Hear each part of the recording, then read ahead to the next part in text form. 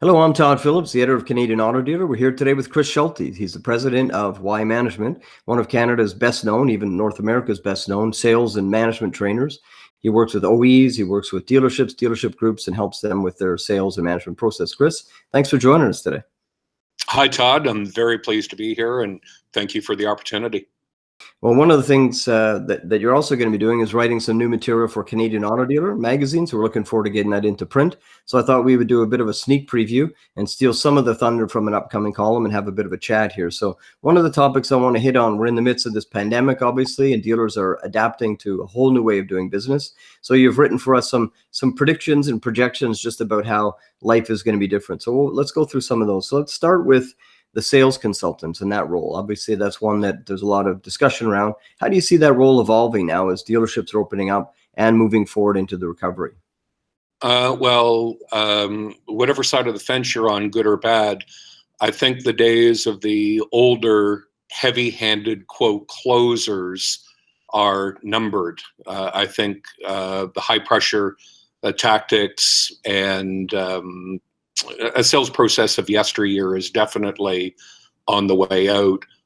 These older sales consultants are being replaced by younger, very tech savvy, very customer focused sales consultants that really want to deliver a higher level of customer service, not because they have to, but because they want to. And they also have the ability to multitask. They're very receptive to change, and even in terms of the structure of a sale, whether that occurs in the showroom, whether that occurs online, or whether that occurs at a potential customer's home or workplace, they are and they will be adaptable accordingly. Well, it's interesting. I've talked to a lot of dealers across the country. When they talk about bringing back their teams, it's more of a dimmer switch rather than a light switch. And it's going to be interesting to see who comes back in what order. And in this new reality, they may well look at some team members and say, this person doesn't really fit the new model going forward. So it'll be interesting to see how that plays out. Another area that's changing a lot is the whole showroom online sale purchase. Obviously, the website is now the gateway to the entire transaction, which it's been for a long time. But obviously, when people couldn't get in the dealership, it was heightened. Tell us a bit about how you see the whole showroom shopping experience changing in the near term. With respect to the showroom, customers for a long time have simply wanted a more fluid, faster experience on the showroom floor. There are a lot of areas of the traditional sale that are just for the customer, and I might add for the sales consultant, a little bit of a waste of time. So what they're looking for is an experience where everybody's mindful of the customer's time. So for example, something as simple as when a customer comes to the showroom, maybe getting the customer's trade-in appraised right up front instead of at the end of the sale, after we've determined they're committed to buying a car. That would save tremendous time. It would give the appraiser the time to properly road test a vehicle and research its values. The expediting of information to a customer could be done a lot faster at showroom level. And some of the various steps of traditional sales that could simply be eliminated, as customers don't want to spend 3 or 4 hours in a dealership anymore, but would like to see that time cut in half. Well, that's good. For sure, it's good advice. One area where you mentioned time and need to be cut in half is the F&I office. I think a lot of consumers and a lot of the research would bear this out, aren't comfortable with the amount of time they have to spend in there just, to go through the process and get the keys to the vehicle at the end of the day, get the deal financed. What would you say, how is that F&I experience going to evolve? And it's a follow-up question or link to that.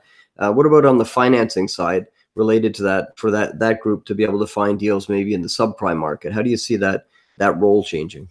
Well, twofold. I think that the time spent by a customer in financial services is not necessarily the fault of the financial services manager. There's simply too many products being offered.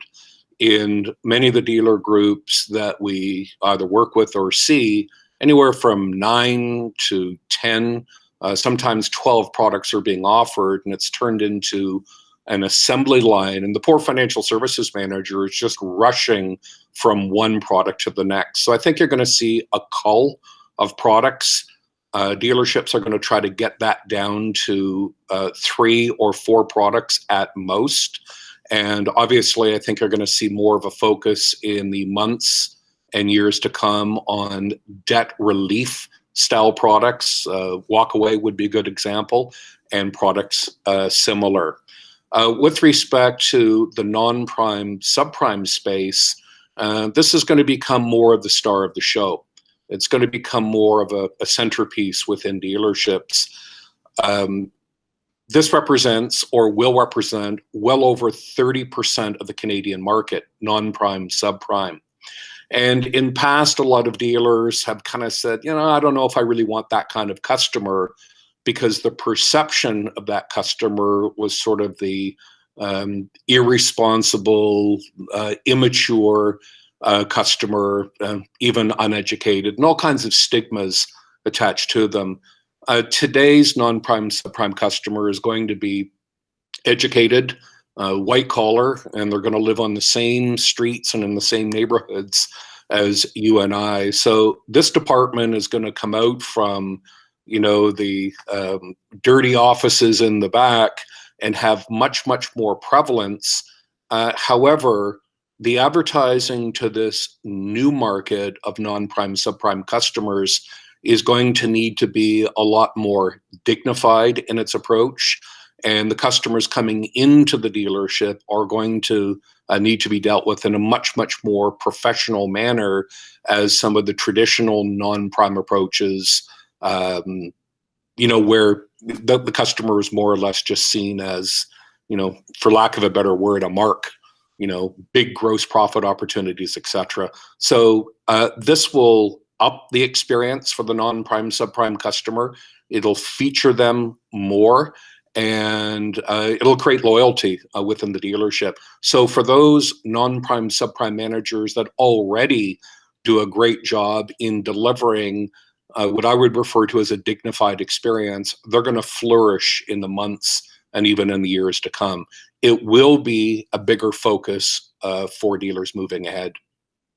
Well, that's some great insights, because as you mentioned, these are neighbors and friends and colleagues. I mean, there's been so much unemployment, so many people that facing some economic hardship due to the pandemic. So I think that's a really smart approach to recognize there's a lot of people that are in that category that may never have been before. So, and to help them out, the dealership can help them get into a vehicle.